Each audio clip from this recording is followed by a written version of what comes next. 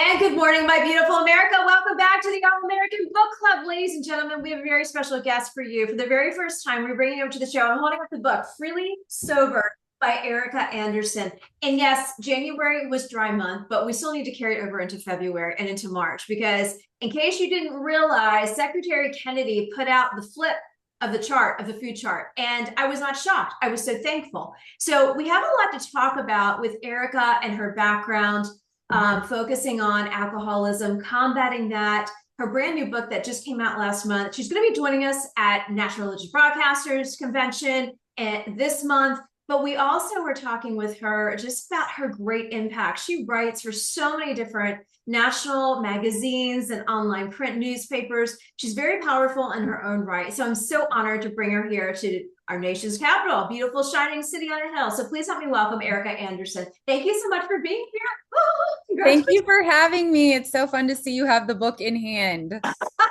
I loved getting it in the mail. I'm so excited. And excuse me, I was telling people about your book and everything like that, and they were ordering it. So we're just so congratulations. Well done. Well done. Thank you so much. I really appreciate it. Absolutely. So first, let's talk about you. Let's talk about your story and let's talk about why. Yeah. Why did I write it? Yes. Yes.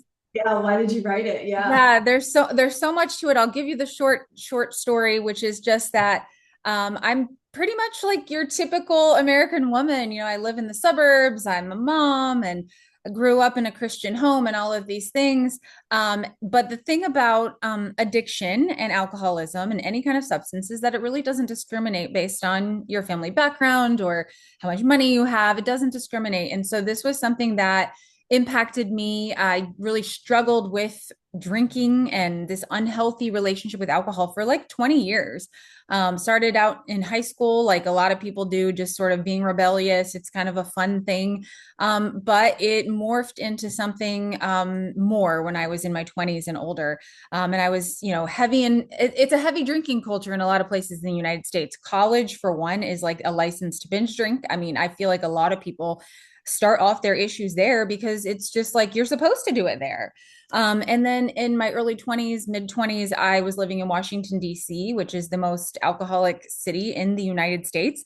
Everything is framed around alcohol, happy hours, events, all the things. People have liquor bottles in their offices. It's pretty crazy how pervasive it is. I thought New York would have been DC, but it's It DC. may have changed, but at one point recently it was DC, but they rival for Yeah. sure. They're Yeah. both very similar. Um, Yeah. and so anyway, so that was sort of my story. And all along the way, I'm from the outside looking in, like totally successful, have a great job, have a lot of friends, doing all the things no one would really have ever suspected, like, hey, she has a problem. You know, and that's kind of the thing is there are so many people that are walking through life in this way that you wouldn't ever notice. So most of the time we aren't aware of who is struggling. And so get through that part of my life, ultimately get married, have kids. And I think it was sort of at that point when I realized is this really what I want to be doing for the rest of my life? Do I really want to be having this constant struggle, these oppressive thoughts about alcohol forever? And then also being a mom, it really sort of transforms how you think about the future and what you want to represent for your children. And I knew I didn't want this for them. And I had a couple of really tough moments where there was a lot of regret, a lot of shame. Not that anything bad happened, but just that I would tell myself, hey, I'm not going to drink today. And then I would find myself drinking. And then I would wake up in the middle of the night being like, I said I wasn't going to do this. And I now feel like I'm not even making choices. Like I'm being controlled by this. And so that led me to get, what they say, sober curious, where I was just like, I don't really want to, I'm afraid to even look into this and it feels impossible, but I'm just going to start treading carefully into this conversation, maybe learn a little bit, see if I can learn how to moderate. Long story short, after several years and attempts trying and failing to do this, I finally got to the point where I was able to stop completely, fully 5 years ago. And in the midst of that process, those 5 years, I began writing and talking about this more honestly and openly. And it sort of just gained a life of its own. I got a lot of great feedback. And I also recognized that there was a gap in the terms of the resources available for people of faith specifically. There's a ton of great resources out there, secular resources that I 100% read and learned from. But I felt for me as a Christian woman that was dealing with this, number one, I felt kind of invisible, like, oh, I don't feel like, and I don't exist. Like people like me don't exist. But secondly, there wasn't a book for me to read, to find and read and get started. And I knew this is what God is calling me to write, to help others, to use my story, to be a light for other people. Wow, you've hit on so many different things I want to like dive into right there.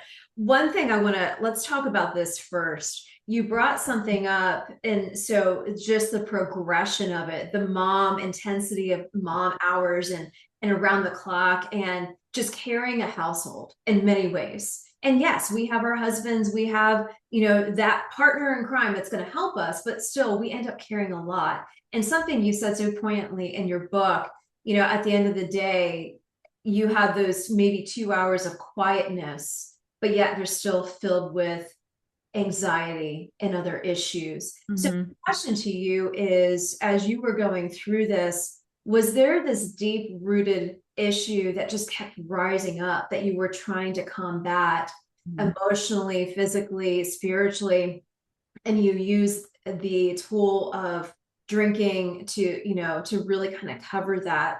The reason why I asked that very specific question is being around the military community, being around the veteran community. I've seen veterans over the years just drink and drink to basically combat what they saw in combat.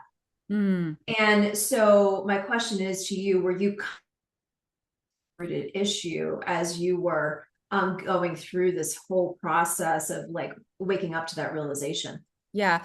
It's interesting how it changes because prior to having kids, and this is one of these things that you'll hear a lot of people with addiction issues talk about how there's this feeling of just this feeling of almost discontent or almost just like an itch that you can't scratch that's sort of there. And for me this still happens sometimes at night where it's just like I don't know what it is, but I feel unfulfilled. I don't want to feel like this. It's like this oppressive darkness. And so prior to having kids, like that would have happen more often because I had more time to feel that. And so I think that I would often drink for that feeling. It's like, I don't want to feel this. So I'm going to drink, I'm going to drink and I'm going to get rid of that feeling.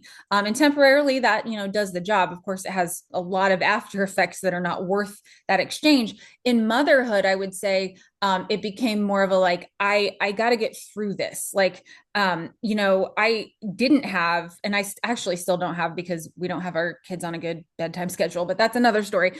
But it's sort of like I have to make dinner. These kids are, they're home from school and they're whining, and I have to make the lunches and I have to do the schedule and do the dishes and get all my work. And it's just like, well, it would be so much easier if I could just like, I just need something to get me through this.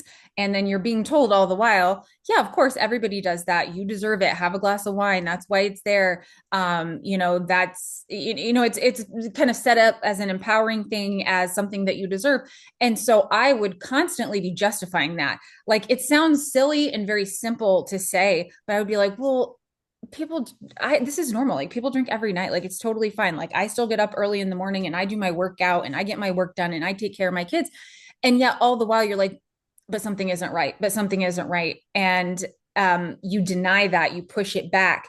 And that's what I did for many years. And I don't know if you use this term, but one that I really resonate with is self-medicating. I was just Yes. thinking it. I would say like you have a headache, you take a Tylenol, and it was like, well, I have this discontenting feeling. I take wine for that. And that's not a good solution. And it's very short term, but you learn these habits and then you never take the time to dig deeper and get out of them. So let me ask you, you touched upon the church aspect and people of faith and where you found absolutely nothing. And I'm surprised, but on the other hand, I'm not surprised. And talk to me about what it was like to go through that process. And first question. And the second question is, have you found more people coming out of the woodwork saying, thank you, Mhm. thanks for raising this? Because we can't talk about it in church. We have to be perfect little people and they're perfect little pews. And we really can't be real with each other, which is very pathetic, I think, of the church. Christ did not set the church up to be like that. Right, right. So those were my two really deeper questions from the faith perspective. How was that whole process for you? Yeah, I mean, and I think, well, you know, depending on where you go to church and what your denomination is, you know, it's like if you're Catholic, if you're Episcopal versus if you're, you know, super Southern Baptist. I mean, it's like it's across the board in terms of the rules and what's accepted. But for myself and like so many people, I kind of grew up in a non-denominational evangelical space where alcohol is just sort of it's permit. It's like we don't want to be legalists, right? And so Right. it's sort of a non-issue. It's not really talked about. It's sort of like, yeah, we're not legalists, like, you know, drinking is fine, but it's never addressed or acknowledged that actually there's a lot of people that could struggle with this issue, not just as a like, this is a sin, but like as a like, they are struggling with this issue in their life. And I noticed that there's really never an opportunity to open up about that, giving people the sort of safe space where they felt like they could admit or you know, come to someone to get help. That's one thing I noticed. And there are a few things that there's Celebrate Recovery, which is a Christian ministry very similar to AA. That's like sort of selective. It's in certain places.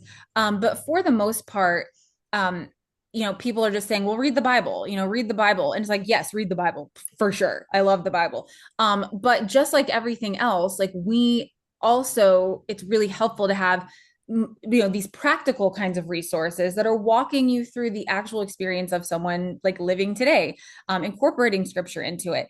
And so I think churches have missed out on an opportunity to walk with people. I've often said church should be more like an AA meeting. AA meetings are some of the most healing, like beautiful places I've ever been because people are just 100% raw and who they are, and people are coming to their aid to comfort and encourage and uplift them in that moment. And that is not an explicitly Christian environment. But what if we had that in the church? What if we had opportunities for that every single Sunday, in some smaller way? And I know churches want to be that. I know they do. I don't know that they've figured out a way to make it as accessible as they want, but I encourage them to do so within their small groups. And also, the other thing I've been saying is I want church leadership to open up space and opportunity. Hey, if you're struggling with this, like name the thing, whether it's alcoholism or porn or whatever it is, like name the thing and say, we're here, like at this time, or submit the prayer request. Because otherwise, you know, nobody's just going to like randomly just talk to you about that. But if you name Right. it and you say, here, it's okay. I think they are more likely to open up that conversation and be able to walk with people.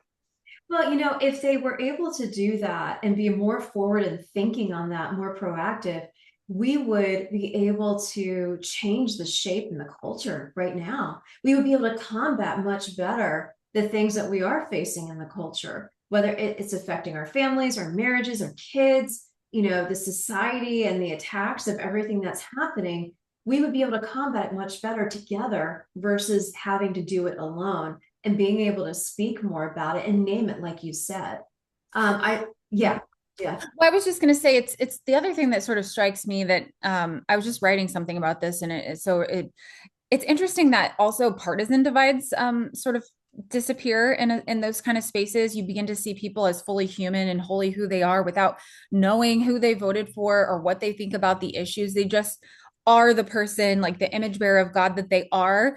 And I feel like that's really healing in and of itself. And, you know, I feel like I remember when I would be in these meetings in the past, I would think to myself, everybody, even if you don't have a drinking problem, could like benefit from an AA meeting because it's like you just see people for who they are instead of these caricatures, instead of these assumptions. And it's just really, really beautiful. So I also wanted, so we talked about spiritual. Let's talk about the health ramifications of it. So, you know, we had talked previously about last month, Secretary Kennedy flipped the food chart. And I was so excited because I've been doing Dr. Ashley Lucas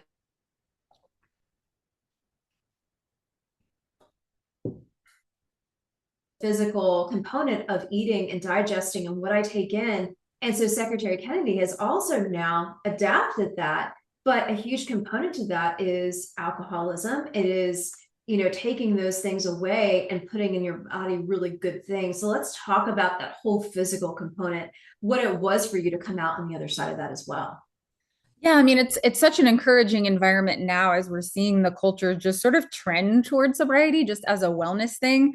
I think there's just been, in addition to opening up the conversation about addiction, there's just been so much more about the health aspect. We're seeing like these major health researchers and doctors come out and talk about how really no amount of alcohol is good for you. We know that the American Cancer Society now says 0 amounts of alcohol. They can recommend 0 amounts because more and more studies are showing how alcohol is linked to cancer, specifically breast cancer, which is really scary and was certainly something that was on my mind, in this whole process of, among all the other things, it was like, well, there's one more reason to not do this, right? And I've heard it said, some people say, oh, 2 drinks a month is really max. And it's kind of like, well, if that's all you're going to have, why have Wow. any at all? So, but I'm very thankful for this distinction being made from like the top levels of government as well as throughout other health spaces, because I mean, it does help to have that authority, like pushing that authority of like what is good and what is not good for our bodies. And I do think it's going to have a long-term impact on like who we are as a nation, just like how we're trying to get rid of the food dyes and a lot of the toxins in the food right now. I think, we're going to have to wait several years out to see what are the results of these changes. But 100%, I think we're going to see the rates of people dying from alcohol related illnesses and diseases going down. As a result, things like drunk driving, all of this stuff is going to eventually be impacted. We're going to see that in the statistics, and it's going to have a generational impact. And that, I mean, goes to one other thing I would say about writing this book and what I'm doing as a person is just that, like, I'm thinking of the next generation. I'm thinking of my kids and what they are going to experience and the decisions they're going to make, and so on and so on. And it goes down the line. We know so much of addiction is generational. You see this just passed on and passed on. It's like, well, we're making changes. We're going to change this in this generation. I think so much of what RFK is doing on this and other things is going to make a massive impact across the spectrum for many years to come. Absolutely. Okay, we have 3 minutes left, and I knew this was going to go by fast. Yes. So I want to talk about you and your writings and the things that you do on a day-to-day basis, but that also obviously, link right up with the brand new book, Freely Sober. But you are such a powerful writer. You have such a huge impact. Can you share a little bit about some of the things that you are working on?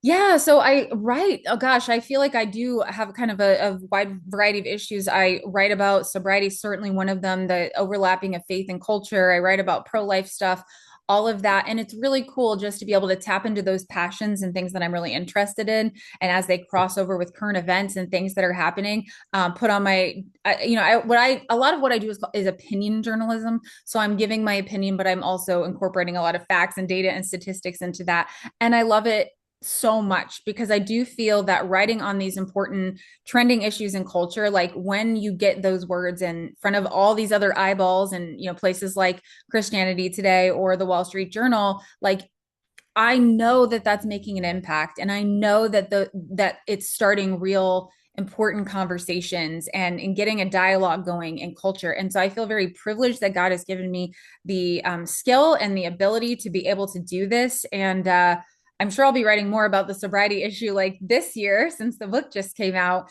But I also have a Substack where I'm writing about a variety of issues, if anybody's interested in following along there. Well, actually, why don't you share where people can get involved with you? And do you have a book tour? Do you have a book launch team? Are there ways for people to support your book in that area? Are you going to be going on a physical tour, or is it mostly virtual? What do you have planned for the book? Yeah, so you can grab the book at freelysober.com, or it's on Amazon, wherever books are sold. Freely Sober, you'll find it. It's actually 40% off at Christian Book right now, but I don't know how long that lasts.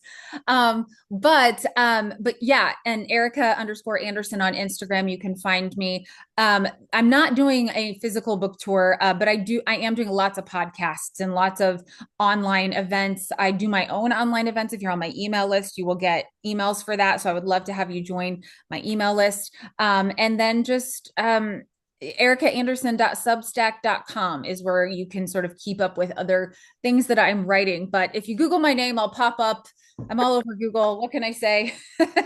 You know what though, when if they follow, everybody who listens to the show follows me on All American Book Club on Instagram, and so we'll be sharing your work, and I see you on there all the time. So encouraging people to go and share all of your podcasts, all of your interviews, and really just getting the word out to really encourage people, especially in this new year. And those who are dealing with those dark demons like you did, you combated them and you overtook them, and obviously God has come alongside of you and you have won. Yeah, and I just want to say, like, I'm happy to be the first person if you want to send me a DM and just say, like, thank you, or just like, I just want to tell someone that I'm struggling and, thanks for passing. I mean, I needed that first person at one point in my life, and I was able to reach out to her, and she probably doesn't even remember. It was a super random person that I followed online. But like, I'm a safe space. And I also have this little Facebook group that I've been running, free private Facebook group just for support. It's just called Freely Sober Facebook group. If you look it up, it should pop up. Oh no, that's great. Ericka, thank you so much. So for all those who are tuning in, stay tuned for our next segment. But call to action, go pick up Freely Sober, order it, and then order an extra copy for your friend, your neighbor, and those who you think may need it, or you know what, just keep an extra on hand. You never know. So Ericka Andersen, thank you so much for being here at the All American Book Club. Thank you. We'll be right back. Stay tuned for our next segment.